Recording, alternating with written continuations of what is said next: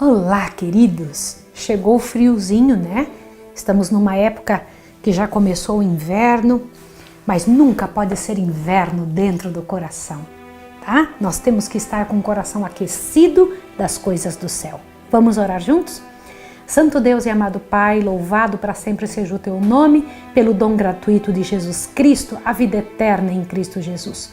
Obrigada por nos tirar de nossa condição de miséria e de sofrimento para uma situação que era só de Jesus Cristo e Ele nos emprestou, nos doou, nos concedeu. Obrigada por isso e queremos te pedir que nos abençoe a compreendermos as coisas relacionadas e concernentes a Jesus. Em nome dele rogamos e agradecemos. Amém.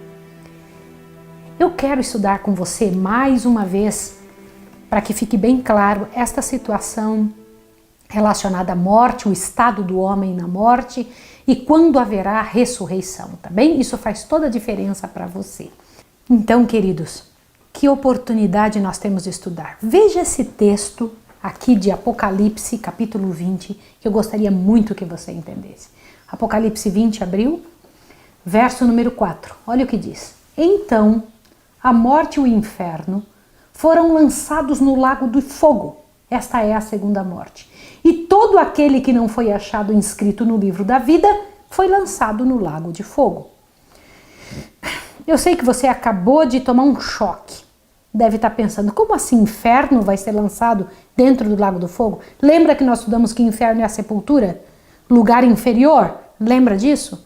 Será lançado dentro do lago de fogo, quando no último momento o Senhor Deus iria exterminar todo o pecado. Este é um dos itens que será exterminado também.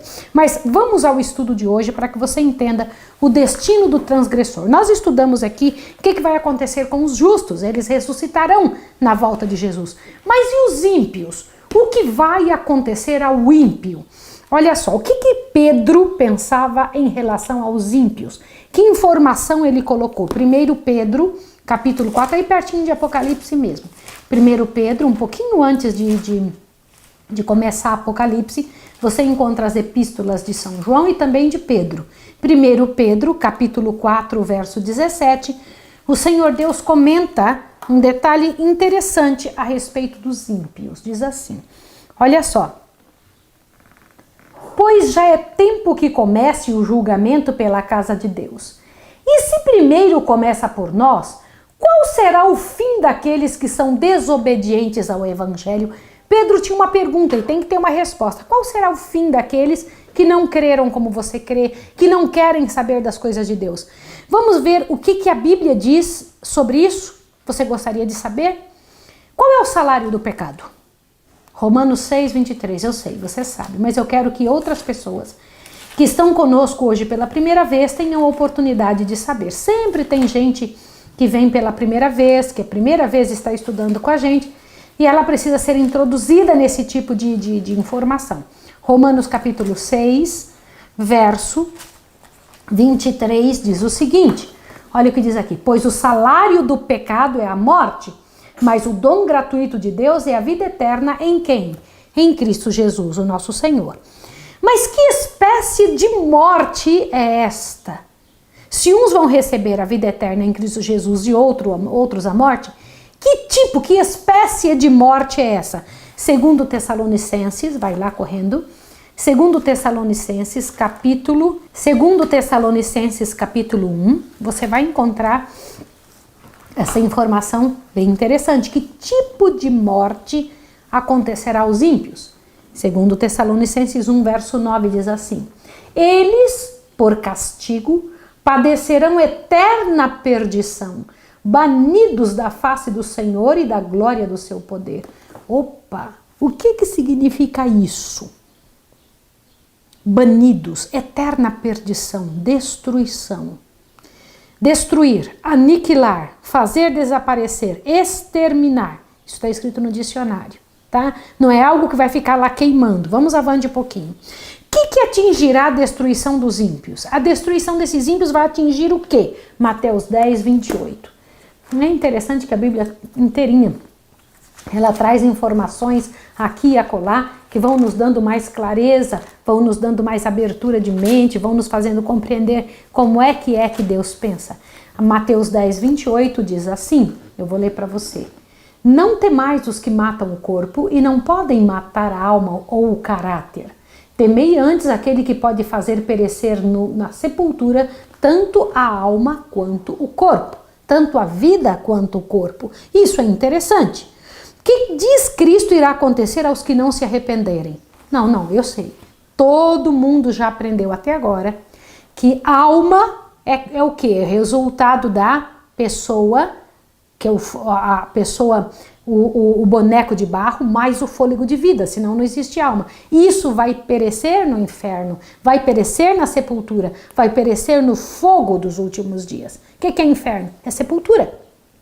A pergunta é, que diz Cristo que irá acontecer aos que não se arrependerem? Observa que coisa séria. Lucas 13, 3, o Senhor Deus dá esta informação. Olha o que diz.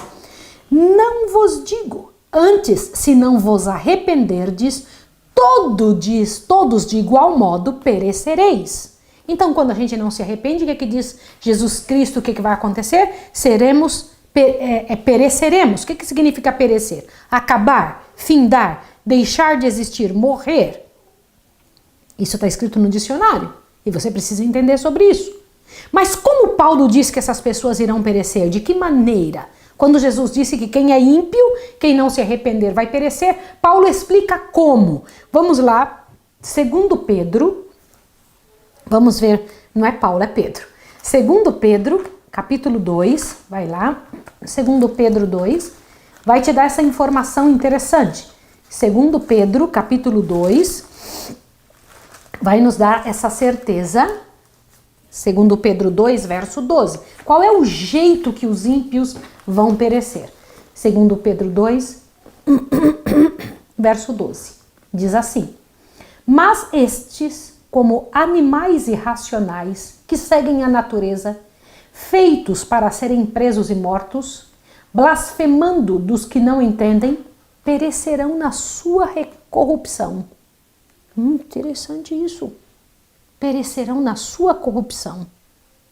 Quando? Nesse tal de lago de fogo que vai acontecer após Jesus Cristo voltar. Avante. A que são comparados ímpios no tocante à punição que receberem? Vamos em Salmo 37, verso 20, que vai nos dando mais informações. Salmo 37, olha aqui, Salmo 37, verso 20 diz assim: mas os ímpios perecerão, e os inimigos do Senhor serão como gordura dos cordeiros, desaparecerão, e em fumaça se desfarão. Então os ímpios não vão ficar num lugar queimando. Diz que os ímpios desaparecerão. Como descreve João Batista a destruição dos ímpios? Então Mateus 3,11 diz o seguinte, 11 e 12. Eu vos batizo com água para arrependimento, mas após mim vem aquele que é mais poderoso do que eu, cujas sandálias não sou digno de lavar. Ele vos batizará com o Espírito Santo e com fogo. Na mão ele tem a pá e limpará a sua eira, recolhendo trigo no seu celeiro e queimando a palha com fogo que nunca se apagará.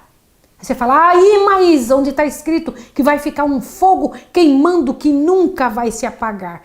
Vamos entender de qual é consequências eternas, não significa que vai ficar lá um fogo torrando para sempre. Quer ver? Para quem Cristo foi preparado, para quem diz Cristo foi preparado o fogo que afinal destruirá os ímpios? Mateus 25, 41. Vamos lá. Você ainda vai entender, calma que você vai entender. Mateus 25, verso 41, diz assim: então dirá também os que estiverem à sua esquerda: apartai-vos de mim, malditos, para o fogo eterno, preparado para o diabo e seus anjos. Quando as pessoas pensam que é fogo eterno, de novo, mas está falando que o fogo é eterno. É eterno nas consequências. As pessoas desaparecerão. O que é fogo eterno? Um fogo que dará um resultado eterno. Entende que não tem mais volta, não tem uma segunda chance, não tem de novo. Este fogo é chamado eterno devido ao caráter da obra que realiza. Da mesma maneira que dele é dito que nunca se apagará, porque não pode ser extinto, não pode voltar atrás, não pode apagar-se. Uma vez terminada a sua obra, acabou. Entendeu? Por isso que é um fogo que não tem como apagá-lo. E isso é muito interessante você saber. Isso é importante você entender. E qual será o resultado desse castigo? Provérbios 10, 25. Vai em Provérbios. Provérbios 10, 25 nos dá um resultado desse castigo. Olha só. Nossa, hoje o que você vai ver aqui num outro texto vai te fazer compreender com clareza. Provérbios 10, verso 25, diz assim: como passa a tempestade, assim desaparece o ímpio, mas o justo tem perpétuo fundamento. O que ele fala sobre o ímpio? Desaparece. Mais outra informação. Eu gostaria que você pensasse, será poupado qualquer parte dos ímpios? A consciência, qual parte dos ímpios será poupada? Malaquias 4:1. Malaquias é o último livro do Velho Testamento. Vai lá correndo. O último livro do Velho Testamento vai te fazer compreender agora. É um dos textos muito claros sobre essa condição dos mortos, sobre a condição dos ímpios, tá? Malaquias 4, um pouco antes do livro de Mateus. Malaquias 4:1 diz assim: certamente aquele dia vem e arderá como fornalha. Todos os soberbos, todos os que cometem impiedade serão como restolho. E o dia que está para vir os abrasará, diz o Senhor dos Exércitos, de sorte que não lhes deixará nem raiz nem ramo. Alguma parte deles vai ficar? Nem raiz nem ramo, nada. Tudo deles será queimado. Tudo. Continua. Agora vamos entender mais um pedacinho. Onde será então o lugar dos ímpios? Salmo 37:10. Vai lá. Aonde será o lugar dos ímpios? Salmo 37, verso 10. Diz assim. E eu vou ler agora. Ainda um pouco e o ímpio não existirá. Olhará para o seu lugar e não aparecerá. Como a Bíblia é clara e cheia de detalhes. Mais outra pergunta: onde serão recompensados tanto justos quanto ímpios? Vamos lá, Provérbios 11. Para frente de Salmos você encontra o livro de Provérbios. Provérbios 11, verso 31, diz assim. Provérbios 11, 31, diz isso aqui, ó. Olha só. Se o justo é punido na terra, quanto mais o ímpio e o pecador. Aonde nós somos punidos? Na terra. Aqui, nesse planeta. É o que a Bíblia diz. Recebem os ímpios sua punição logo ao morrer ou esperarão até o dia do juízo? Segundo Pedro 2,9. É interessante, né? Você gosta dessa pergunta? Eu também. Segundo Pedro, capítulo 2, verso 9, vai nos dar a resposta. Segundo Pedro 2,9 diz assim: assim sabe o Senhor livrar da tentação os piedosos e reservar os injustos para o dia do juízo, para serem castigados. Então ninguém está sendo castigado agora. É quando? No dia do juízo. Entendeu isso? Ninguém agora. No próximo estudo você vai entender alguns detalhes a mais sobre esta situação. Eu espero você no próximo estudo, tá bom? Vamos fechar os olhos e orar juntos?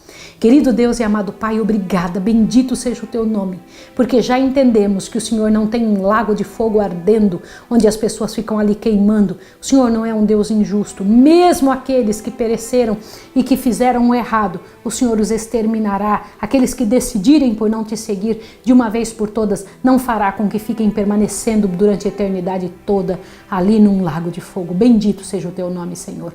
Mas ajuda-nos a compreender melhor sobre esse assunto no próximo estudo, em nome de Jesus. Amém. Deus abençoe você. Até o próximo estudo.